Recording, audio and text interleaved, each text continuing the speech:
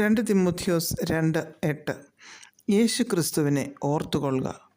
പൗലോസ് അപ്പോസ്തലൻ തൻ്റെ നിജപുത്രനായ തിമോഥെയോസിന് കത്തെഴുതുമ്പോൾ സ്ഥിരതയോടും ഉത്സാഹത്തോടും ഇരിക്കുവാനും ദൈവവചനം പ്രഘോഷിക്കേണ്ടതിൻ്റെ ആവശ്യകതയെക്കുറിച്ചും പ്രബോധിപ്പിക്കുന്നു.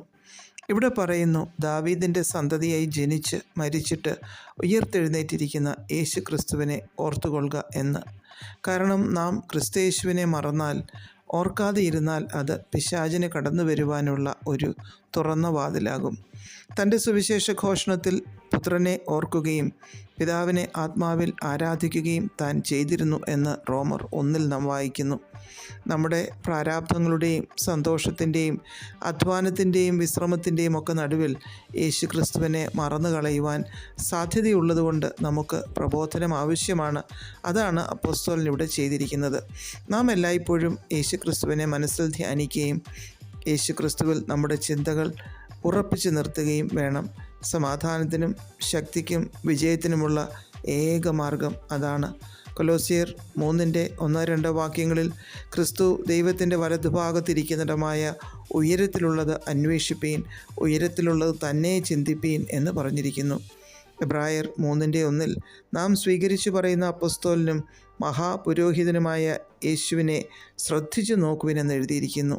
12:2 വിശ്വാസത്തിൻ്റെ നായകനും പൂർത്തി വരുത്തുന്നവനുമായ യേശുവിനെ നോക്കുക എന്നും 3 യേശുവിനെ ധ്യാനിച്ചു കൊള്ളുവിൻ എന്നും അപ്പോസ്തലൻ പറഞ്ഞിരിക്കുന്നു.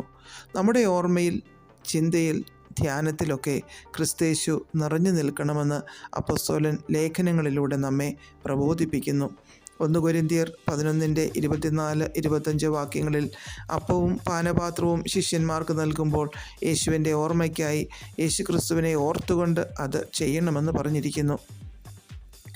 മത്തായി 26:75 യേശുവിനെ ഓർത്തപ്പോൾ, താൻ ചെയ്തതോർത്തപ്പോൾ പത്രോസ് പുറത്തുപോയി അതിദുഃഖത്തോടെ കരഞ്ഞതായി നാം വായിക്കുന്നു. ശിഷ്യന്മാർ യേശു ഉയർത്തെഴുന്നേറ്റ് കഴിഞ്ഞ് പലപ്പോഴും യേശു പറഞ്ഞ വചനങ്ങളെ ഓർത്തു. യേശുവിനെക്കുറിച്ച് നാം ഓർക്കുമ്പോൾ, ധ്യാനിക്കുമ്പോൾ നമ്മിൽ മാനസാന്തരം ഉളവാകുന്നു, പാപബോധം വരുന്നു. അത് നമ്മെ പുതിയ തീരുമാനങ്ങളിലേക്ക് എത്തിക്കുന്നു. അത് നമ്മെ ആത്മീയ ചവിട്ടുപടികൾ ചവിട്ടിക്കയറുവാൻ സഹായിക്കുന്നു. എന്നാൽ പലപ്പോഴും നമുക്കതിന് സാധിക്കാറില്ല.